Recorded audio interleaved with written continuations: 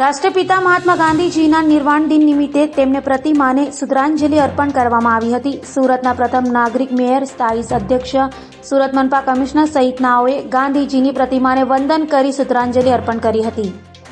30મી જાન્યુઆરી ગાંધી નિર્વાણ દિને સમગ્ર દેશમાં વિવિધ કાર્યક્રમો યોજાય છે। દેશને આઝાદી અપાવનાર રાષ્ટ્રપિતા મહાત્મા ગાંધીની 30મી જાન્યુઆરીના રોજ ગોડસેએ ગોળી મારી હત્યા કરી હતી। આજે પણ ગાંધીજીના વિચારો આપણામાં જીવિત રહે તે માટે પાઠ્યપુસ્તકોમાં પણ ગાંધીજીના વિચારો રજૂ કરાય છે। ત્યારે ગાંધી નિર્વાણ દિને રાજકીય અને સામાજિક સંસ્થાઓ દ્વારા ગાંધીજીની પ્રતિમાને શ્રદ્ધાંજલિ અર્પણ કરાઈ હતી।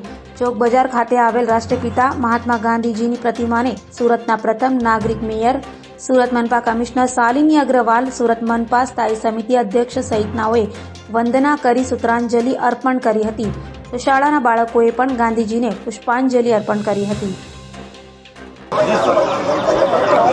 આજે ગાંધીજીના નિર્વાણ દિને અમે તમામ ચૂંટાયેલા પ્રતિનિધિઓ દ્વારા પુષ્પાંજલિ અર્પણ કરી ગાંધીજીના આદર્શો અને એનું જીવન ચરિત્રો સતત આપને પ્રેરણા અને ઉર્જા પૂરું પાડે છે।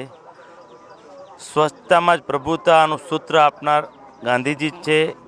એ સૂત્રને 2014માં આદરણીય નરેન્દ્રભાઈ મોદીએ ઝાડુ લઈને જ્યારે સફાઈ કરી ત્યારે આખો દેશ સ્વચ્છતામાં આગ્રહી બન્યો।